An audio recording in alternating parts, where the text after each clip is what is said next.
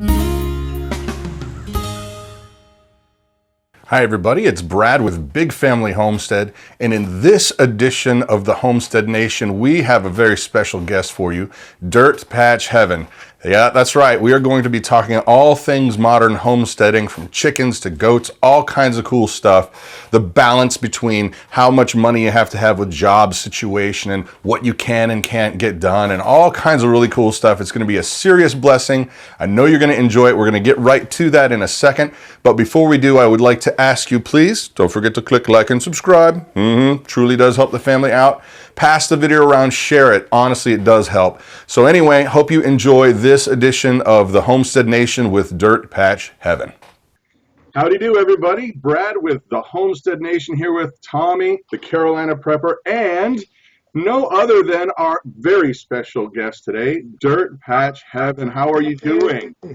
Doing good. Good. Now, so you're way over there in the Midwest, and it's warm. Tell me about this. It's so warm.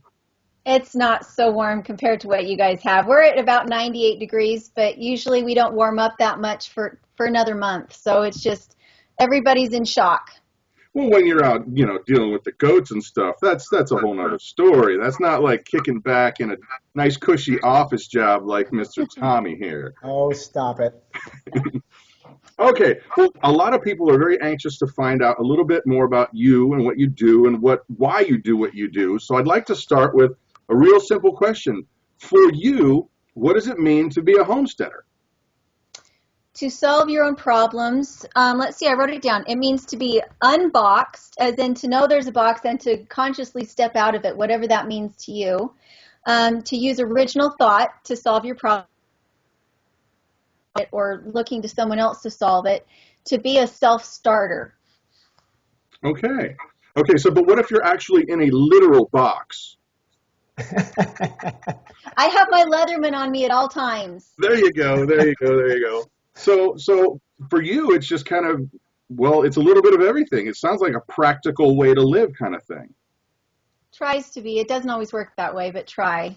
So now, for you, I watch your videos, and I see you do everything from like even makeup videos. You live online, sister. So, but my question is, what in terms of your homesteading? Well, how did you guys decide I am going to do more of the self-sufficient life, like the goats and the chickens and all that kind of stuff? Was that something that you always had, or tell me a little bit about why you chose to do that? Well, you have to look a little bit into my history, into my background. All of my ancestors were farmers, and I grew up reading journals from them about how their families were raised and how during the Depression they were never hungry, and that they never went to the doctor, and I listened to how close-knit their families were, and to me that just sounded like the best way to live. And I got my first ducks and rabbits when I was 18 months old. My grandpa thought that would be a really funny thing to do to my parents. And so I was 18 months old when I started this farm animal obsession. I was 9 when I raised my first bum lamb. I was 10 when I got my first horse, 11 when I got my first milk goat. But the reason that as a family, my nuclear family, the reason we started homesteading was because I had very, very poor health. I was allergic to everything under the sun. I went into anaphylactic shock at the drop of a hat. I had to learn at 5 to make myself throw up, because when I got into something I was allergic to, I had to get it out of my system very quickly. And my mom started to do all this research. She'd gone to doctors and nobody could tell her why I had these terrible, terrible allergies. I had asthma and I was just so sick. And she researched every book she could find, and the doctors told her that I just needed to get these shots and that I would just be like this the rest of my life. And she wouldn't take no for an answer. She said, no, this is not how my daughter's going to live her life. Found that it seemed like at the root of all of these diseases was this processed food, this chemical-laden food, this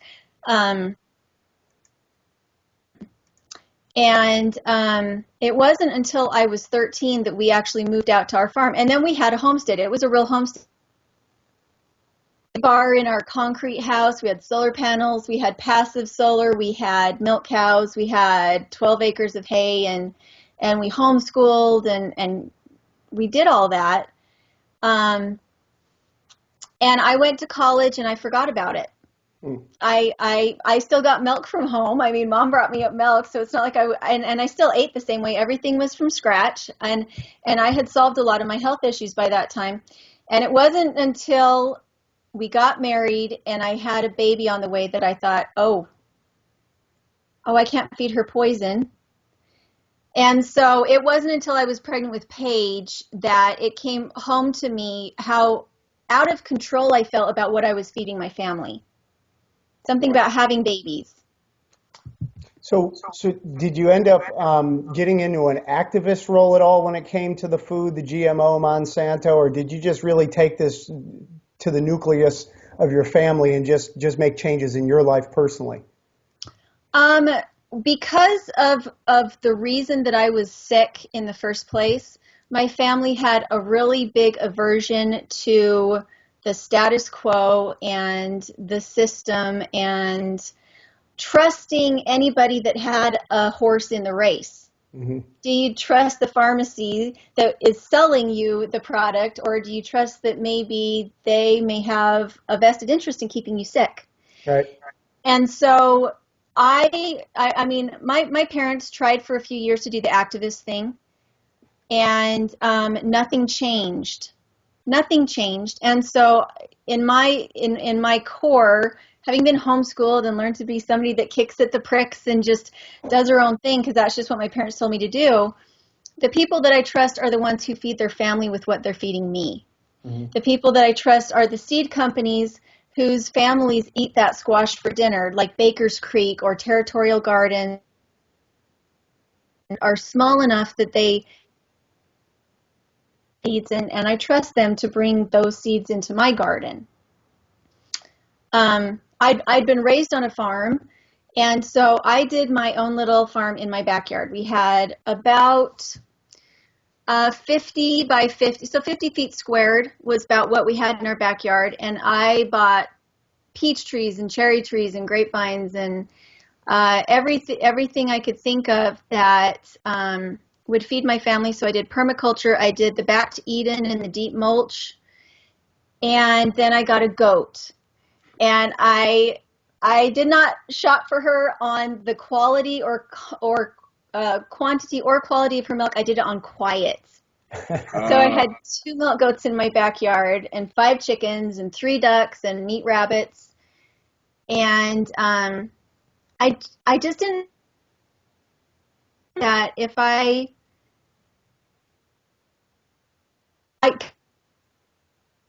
in my crawl space under my house.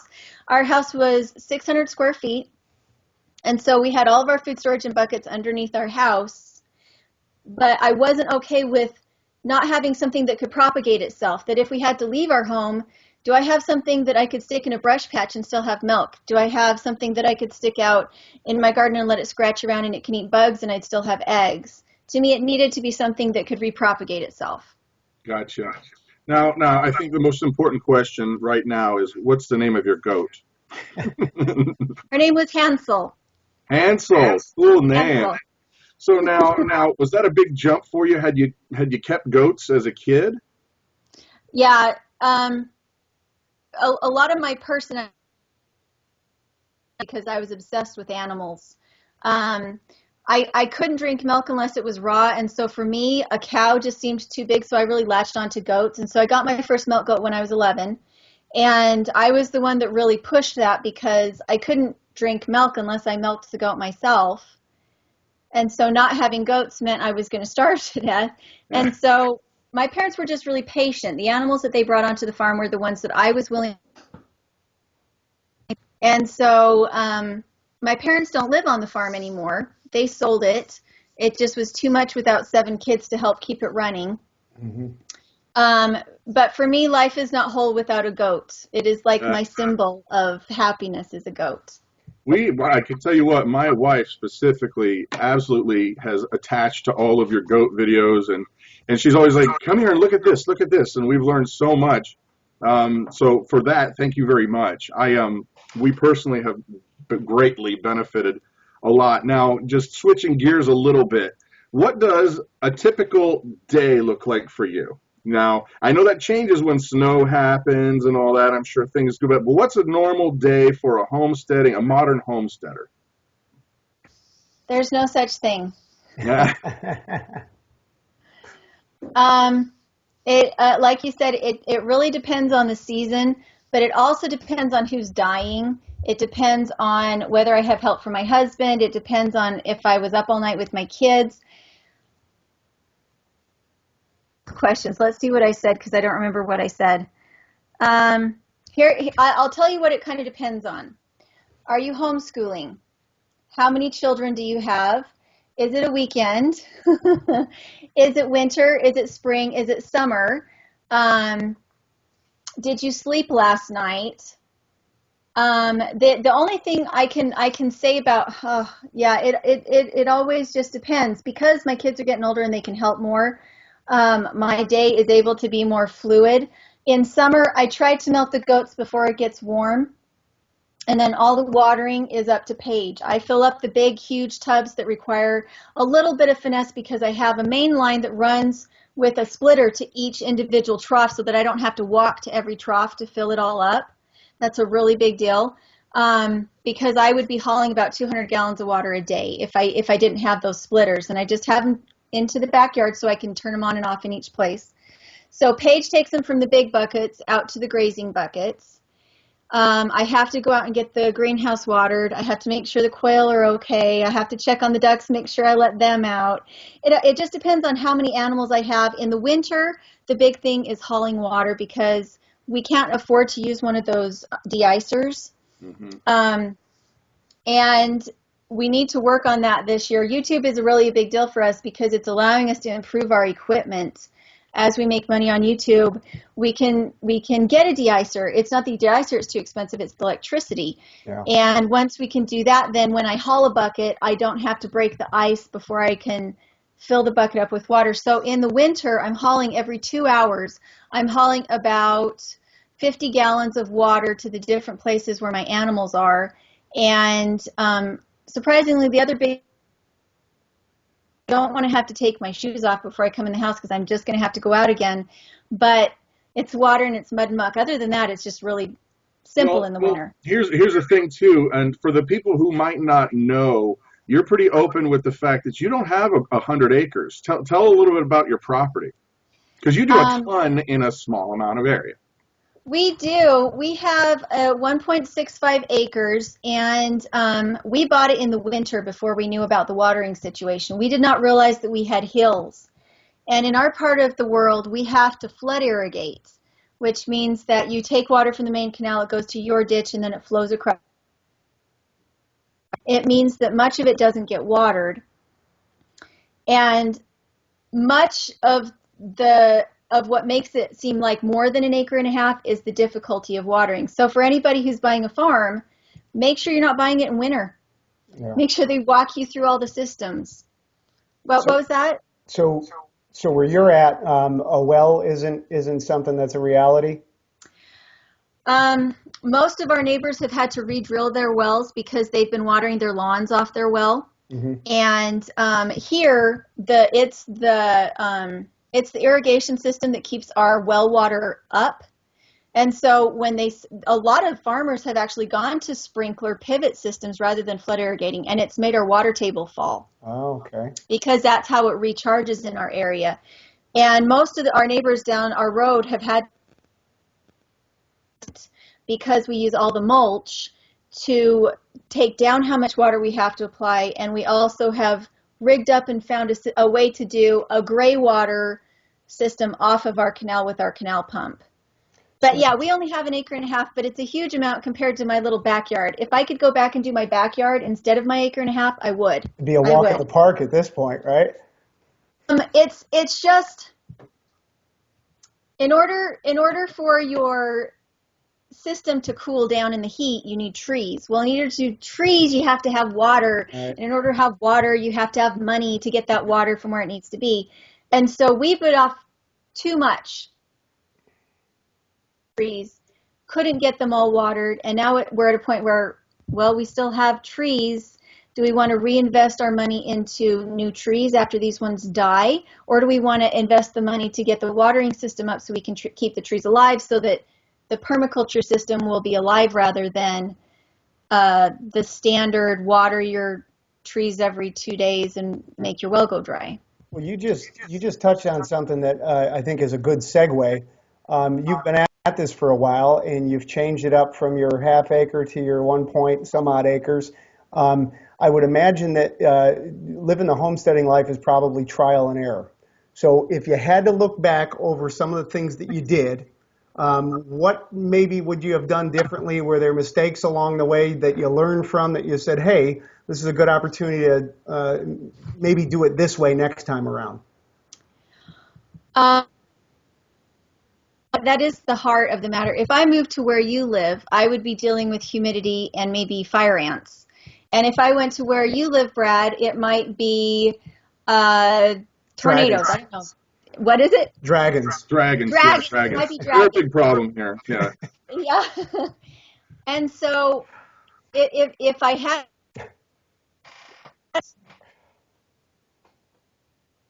I only moved 20 minutes away from where we lived in the city. I only moved 20 minutes, and I had productive fruit bushes and a productive, gorgeous garden that was up 2 months before anybody else's was producing. I mean, it was lush.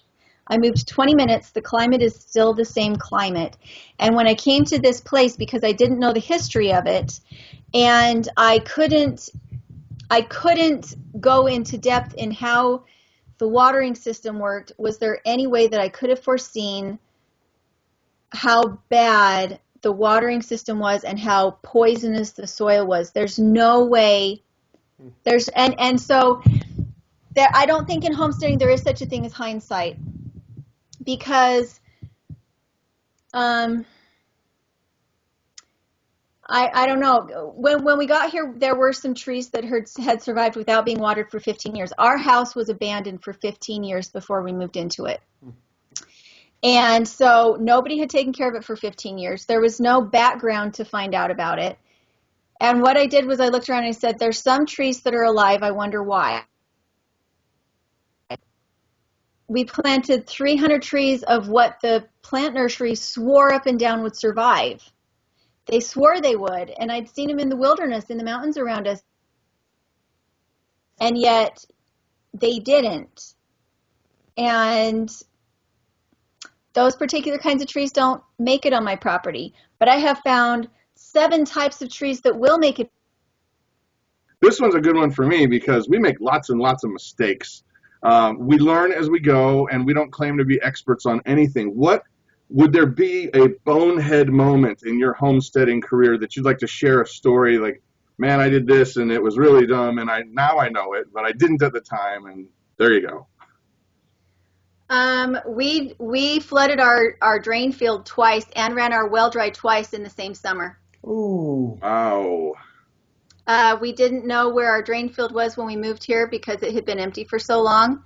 And when we did our flood water, we had a spot we really just couldn't figure out why we could never reach it. Didn't occur to us there might have been a reason there was.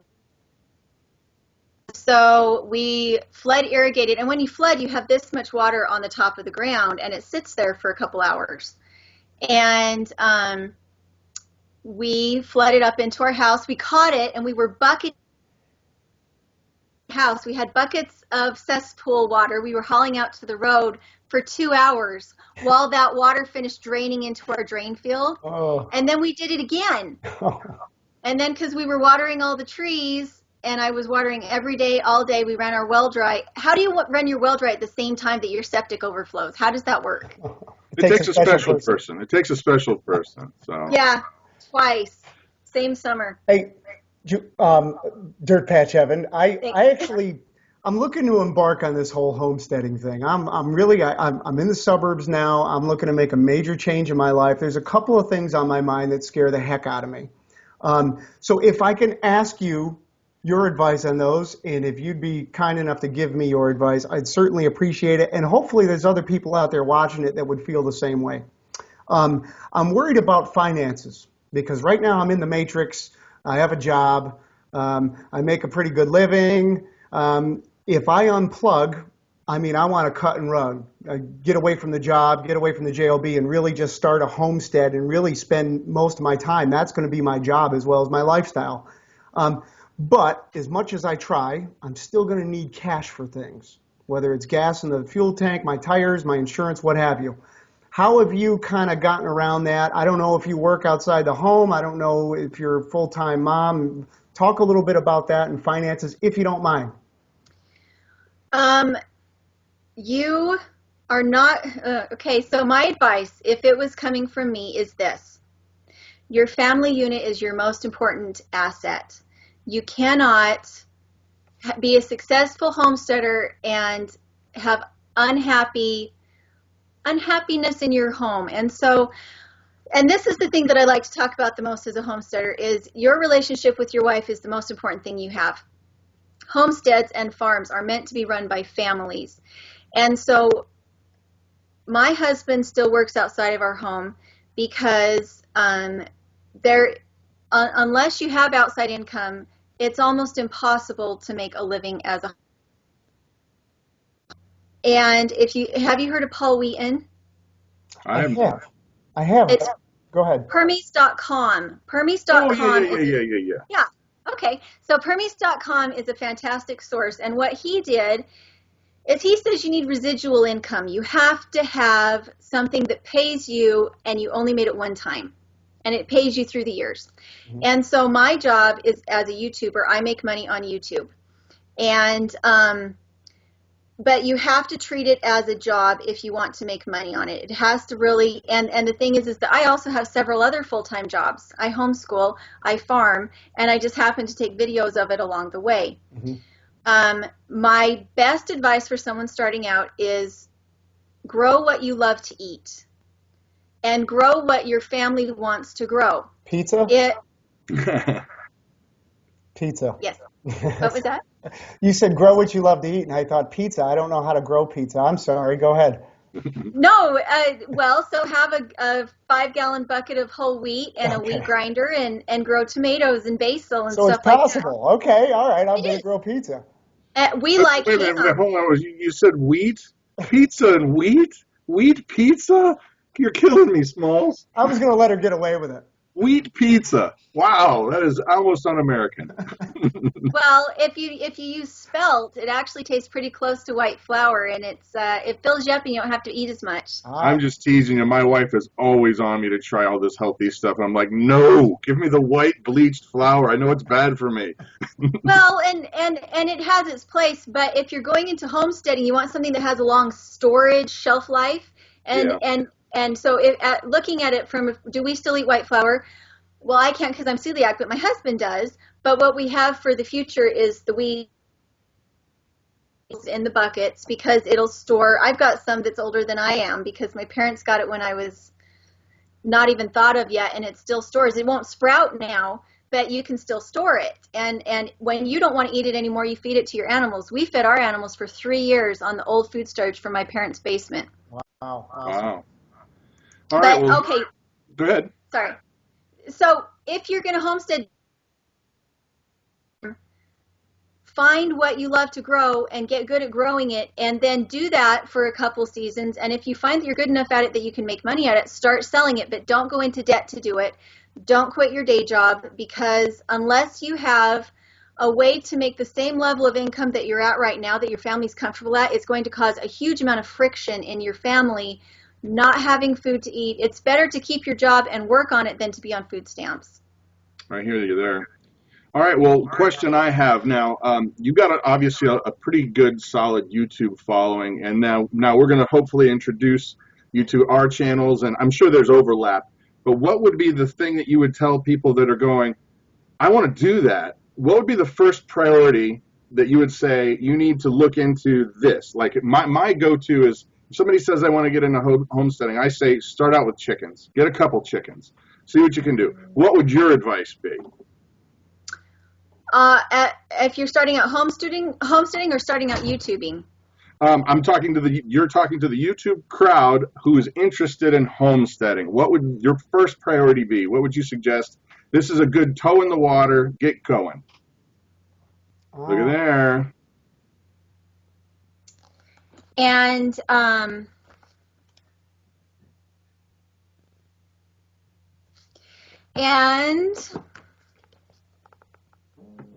what's that? If you want, this is Just in Case by Kathy Harrison. This is the best book. If you want to be a prepper, it's hard to disengage prepper from homesteader because they're both the same thing except homesteaders add some livestock in. This is the best book, especially if you have and have thought through every scenario. Okay, so I was raised on this. My parents are complete loonies with tinfoil hats and everything, and this is the one that makes it real life usable. This is the only preparedness book that I own anymore. You know what? You just said something that made me think of the probably pop culture's view on homesteading and prepping. The tinfoil hat wearing nut bars. You're the exact opposite of that. You got color, you got flair, you make homesteading look cool. So I'm glad to have met you on this call, and I hope other people are going to be exposed to the fact that there's a bunch of regular cool people out there living an alternative lifestyle that you know, 50, 60, 100 years ago wasn't so alternative. It was mainstream. And we're just getting back to our roots. And we're not a bunch of tinfoil hat wearing nut bars. So I think it's cool. You got a lot of color behind you there too. So it's cool. You guys are doing it out there, and it sounds like you're being successful. I want to just go back to the part that you said about selling some of your produce. Are you at a point where you actually have an abundance of produce, chicken, eggs, milk, where you can sell that kind of stuff for extra income?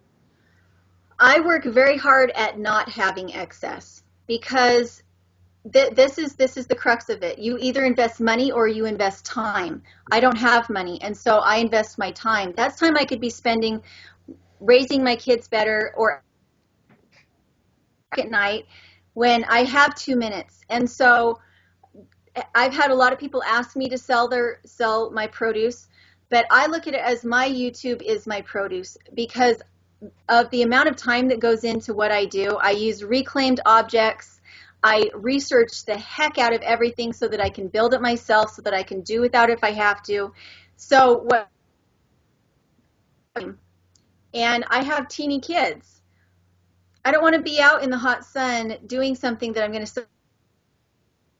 They might not even put it in a compost bin because they don't value it the same way that I do. And so I work very hard to keep my livestock levels down and my garden small, because there will probably in future years be times when I'm so good at it by then that I can do it cheaper than anybody else and I can offer something fantastic. But right now, my main job is raising my kids.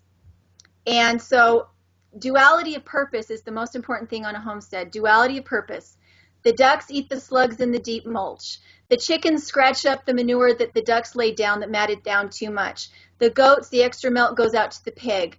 And I've got a pony right now that would seem like it's all my fruit trees so that I don't have to use a weed whacker, and it's fertilizing at the same time. The more you can get these pathways to link together and to feed each other, and also it's so important to have a community. If you don't have a community and you don't have those ties to find cheap feed and to find somebody to come do your chores, Craigslist is where I met all my best friends. Here, it really is. I can't think of a best friend that I have right now that does the same thing that I do, that I didn't meet him on Craigslist trying to sell him something or buying something. Of those networks, I can do chores for my friend and she gives me hay that would have cost me $200 a ton. So I do her chores and I'm exhausted after it and I'm worn out, but it didn't come out of our paycheck. Yeah. And I buy wheat for $5 a bag, bagged, instead of at $13 for 100 pounds unbagged at the feed mill, because I found the right guy and I kept his phone number. And so that's why it's hard on your family, is because it takes some